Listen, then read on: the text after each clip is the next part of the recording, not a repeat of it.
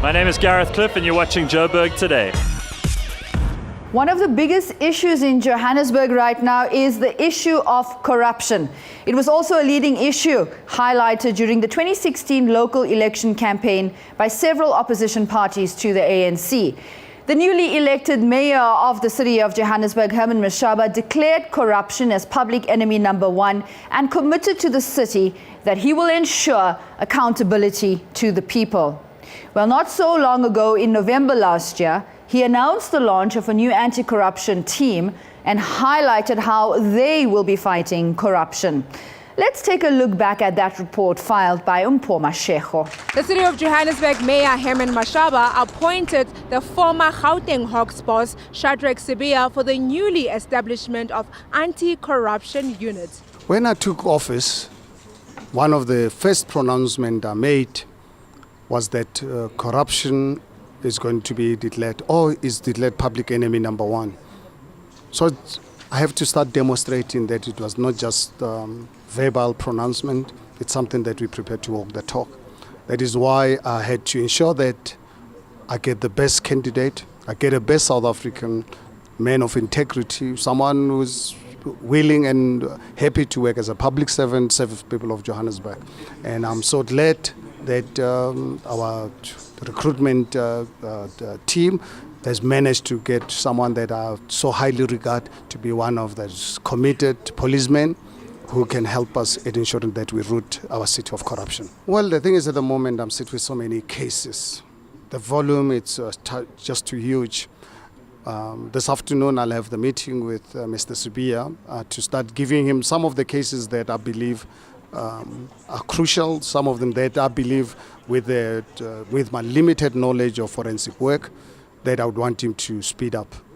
Cases that involves big monies, that involves big corruption. Those are the ones that I would really want him to really focus on as part of his few days in office. The newly appointed head of anti-corruption unit, Mr. Sibiya, was elated over his appointment, and he mentioned that he is still new in office and would like to go through the files given to him before talking about deadlines. I've not had any insight in the file themselves, and I'm not in a position to can say now how long will I take, but I just think I think I still need more time to go through the files for me to be able to determine how long it will take me maybe to finalize the matters.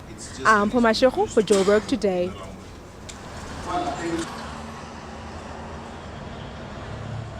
Hi, I'm Sophie Ndaba, and you are watching Joburg Today.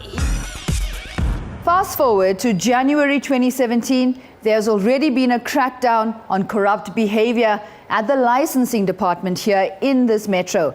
Now, following a thorough investigation by the anti-corruption team, 106 individuals will be arrested in the coming days to face charges of corruption and fraud. Between January 2008 and February 2016, 972 alleged fraudulent transactions with a total value of 14.7 million rand were identified within the city of Johannesburg. Here's what the mayor had to say about this. What happened when we took over office last year, whistleblowers, employees started coming through, giving me the report after report. And one of the reports that I received was from the traffic department.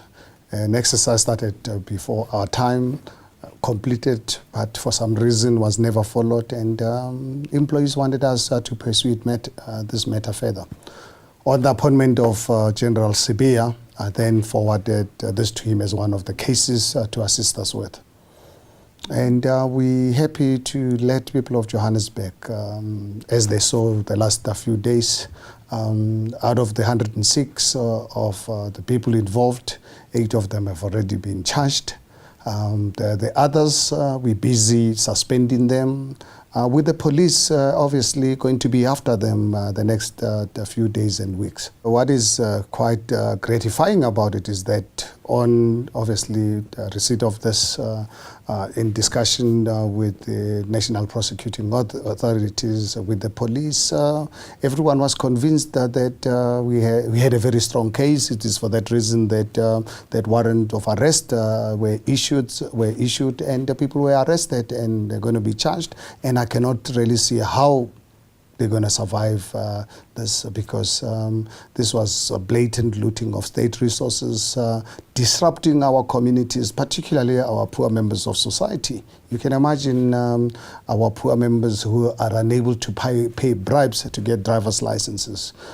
What about our poor communities, or our residents, all of them, having to bribe to get their vehicles registered, or we get fraudulent vehicles being registered.